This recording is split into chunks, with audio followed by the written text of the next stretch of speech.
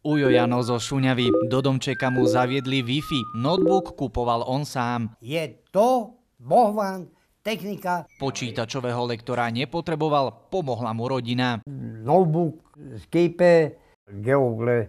Raz si píšem na chate. A zda najviac ho prekvapilo, že to, čo doteraz hľadal len v komore, nájde aj na obrazovke. Zavináč, už tu chyba, len udenáč, strúh. Základy zvládol za mesiac, nechápe však, prečo písmena na klávesnici nie sú poukladané podľa abecedy. Vraj ho to zbytočne zdržuje.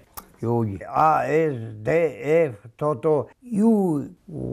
Ako hovorí, celý život bol len obyčajným murárom. Na zoznamke zverejnil fotku z vojny aj svoje hubárske úlovky. A tu máte nejaká, že sexy bomba 653? Toto ani to v noci. Aha. V noci Vyskočilo vám to samo? Áno. Ale neodpísali ste jej? Nie. Žiadne flirty ani rande, hľada len seriózne kamarátky. Svoju ženičku totiž nadovšetko miluje. Počkaj, Ale si neoholený. nevadí.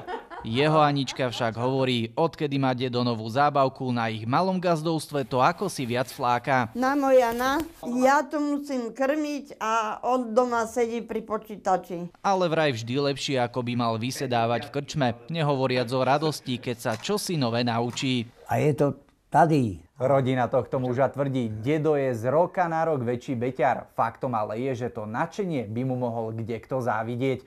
Marek Vnenčák, televízia Markíza. Čo?